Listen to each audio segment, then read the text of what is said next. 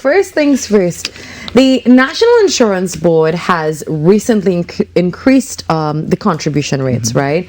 Why is it important that citizens know that NIB is only part of their retirement planning? It's just a part of it. Think of it as a house. A foundation is not enough for a house. You need walls, you need windows, you need a ceiling. And while the NIB will provide that basic infrastructure, you need the other things to build the rest of the house.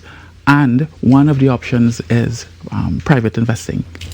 Right? So as inflation, as the ratio of workers to retirees shift, the NIB, it will continue to maintain itself, but your benefits will not increase. So you will have to find other ways of ensuring that, well, you basically build the rest of the house in terms of your retirement.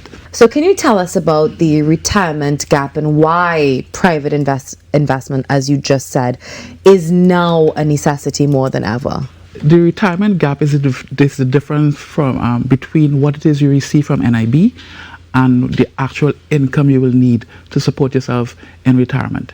To give you an example, if let's say your monthly expenses are $8,000 and you receive $3,000, that $5,000 gap is your responsibility. And the way to fill that will be private investing. That makes sense. That's what's called the retirement gap. Okay. That difference.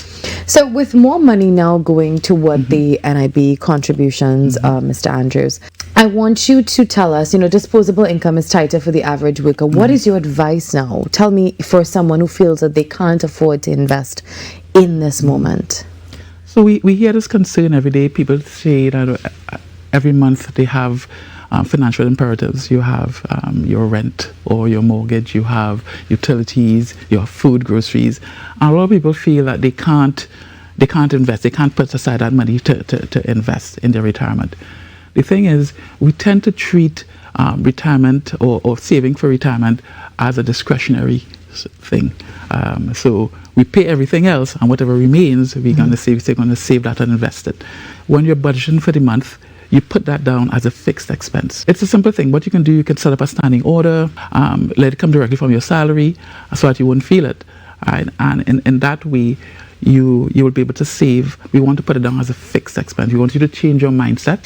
So now it becomes a fixed expense, and you put that down in your budget to pay first. So is there a difference between how a 25-year-old or let's just say a 45-year-old, not singling out anyone, adjust their investment strategies in response to these NIB changes now?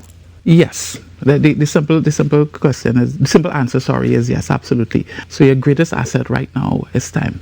So let's say 25-year-old like yourself. All right. Your greatest asset. Thank you for saying that. Your greatest asset is time, not your salary. If it is you're 25 years old now, you have 35 years to retirement. You have 35 years where you can build retirement savings. It's a long time. It's a long time. So, and you can start very easy. You can start with something that you won't feel. Say they say one by one this full basket. So you start very, very small because you have more time. Right?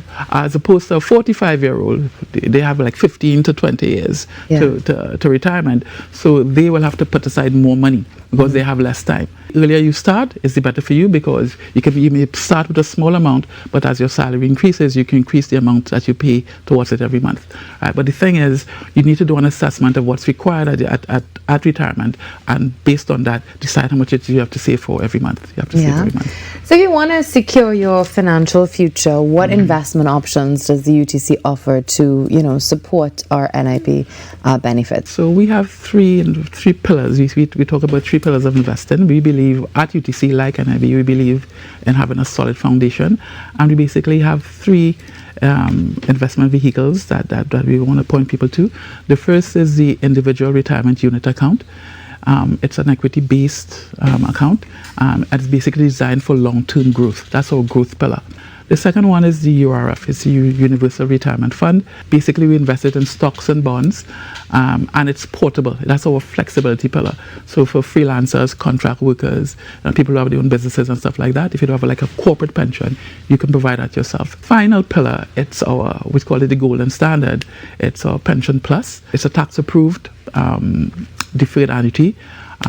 which includes a life insurance. And one of the greatest benefits of that is your contributions are tax deductible up to $50,000. I want to ask you, what advice would you give to young people about, investments and about thinking about the future? Because a lot of times, the younger folk would just like to live and just be merry and take it one day at a time.